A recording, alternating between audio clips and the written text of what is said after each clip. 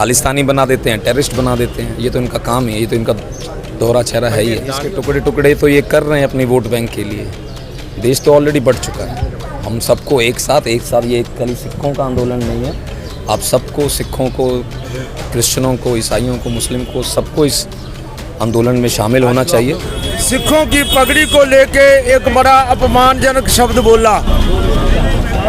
पगड़ी को संबोधन करके ही बोल दिया कि सिख खालिस्तानी हैं। वहाँ पे हिंदू भी था, मुस्लिम भी था उस यूनिफॉर्म में। जब उन्होंने यूनिफॉर्म पहनी है वो न्यूट्रल है, कोई जात पात का उनका भेद नहीं है, ठीक है। उनको टर्बन देख के उन पे टारगेट किया कि वो खालिस्तानी है, ये उनको माफी। बंगाल में संदेश खाली मामला इतना हॉट बन चुका है कि इसकी तपिश से बंगाल की सियासत भी धधकती आग बन चुकी है। इसी बीच भाजपा नेता द्वारा एक सिख अधिकारी को कथित तौर पर खालिस्तानी पुकारना इस धधकती आग में घी डालने जैसा काम किया। जसप्रीत सिंह को खालिस्तानी पुकारने के विरोध में 21 फरवरी यानी बुधवार को सिख समुदाय से जुड़े करीब 200 लोगों ने कोलकाता स्थित भाजपा कार्यालय के बाहर प्रदर्शन किया।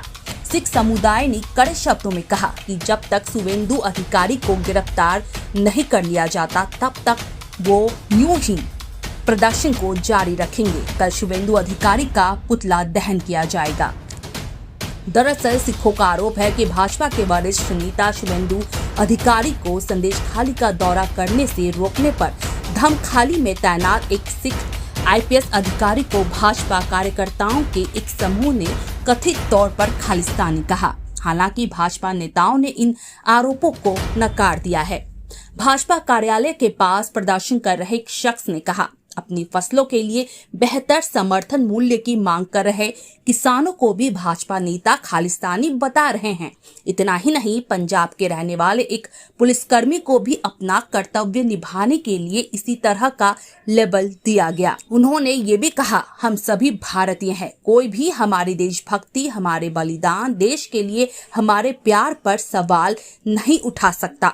पगड़ी पहनना हमारा धार्मिक अधिकार है। उन्होंने ये भी कहा, हमारे पगड़ी पहनने से हमें खालिस्तानी क्यों बताया जा रहा है। हम भाजपा प्रधानमंत्री नरेंद्र मोदी और केंद्रीय गृह मंत्री अमित शाह से इस मुद्दे पर माफी की मांग करते हैं।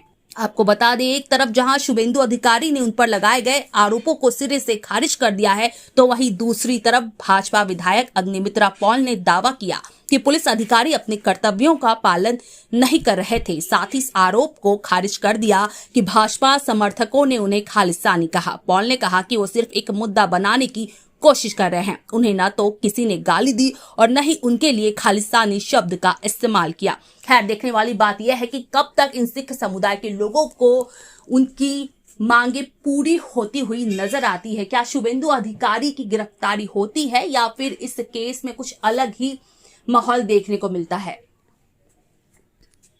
बस यही इनकी दूरी नीति है। जब कोई अपना हक मांगे, जो कब अपना ड्यूटी पालन करे, इनके कामों में बाधा दे, उसको अपने अपॉर्चुनिटी के हिसाब से ये खालिस्तानी बना देते हैं, टेररिस्ट बना देते हैं। ये तो इनका काम है, ये तो इनका दोहरा चेहरा है ही है। देश डिवीजन की तरफ जा रहा है, और कहाँ जा रहा है। देश के टुकड़े टुकड़े तो ये कर रहे हैं अपनी वोट बैंक के लिए।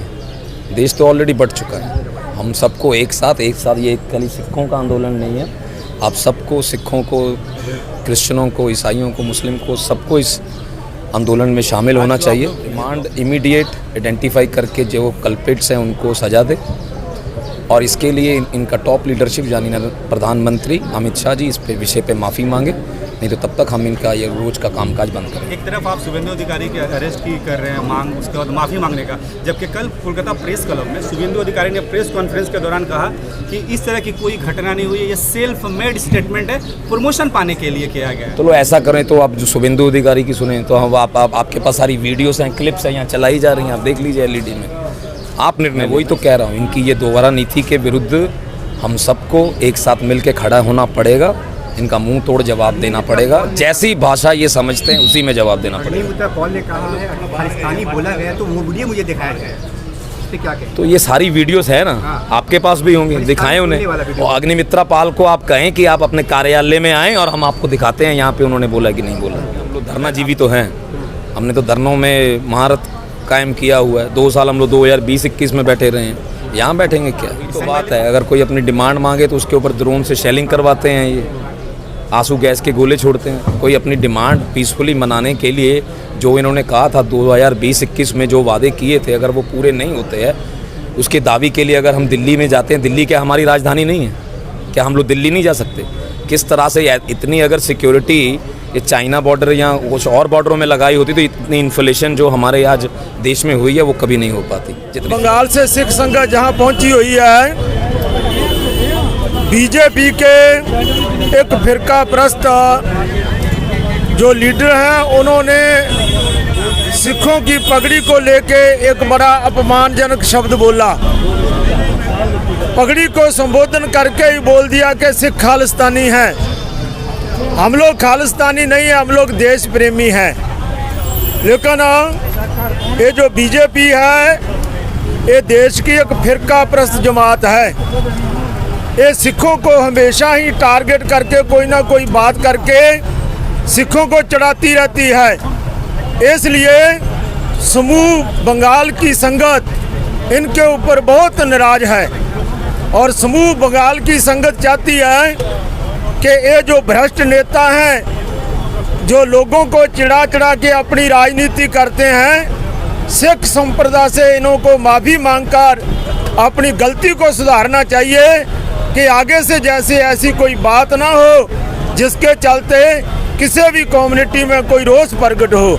वाहिगुरु जी का खालसा, वाहिगुरु जी की फतेह। देखिए, ये जिन्होंने भी बोला है, बीजेपी के कोई भी जो लीडर है वहाँ पे, उन्होंने बोला है ये बहुत शर्मनाक है और इसका हम रोष प्रकट करते हैं। इसीलिए हम सब इकट्ठे हुए हैं और वो एक लॉ एंड ऑर्डर की ड्यूटी कर रहे थे। वहाँ पे हिंदू भी था, मुस्लिम भी था उस यूनिफॉर्म में। जब उन्होंने यूनिफॉर्म पहनी है, वो न्यूट्रल है, कोई जात पात का उनका भेद नहीं है, ठीक है। उनको टर्बन देख के उन पर टारगेट किया कि वो खालिस्तानी है। ये उनको माफ़ी मांगनी चाहिए, जिन्होंने बोला माफ़ी मांगे, और नहीं तो उनको एफआईआर हम लोग सरकार से ये कहते हैं प्रशासन से कि उनके अगेंस्ट एफआईआर करें और उनको अरेस्ट करें।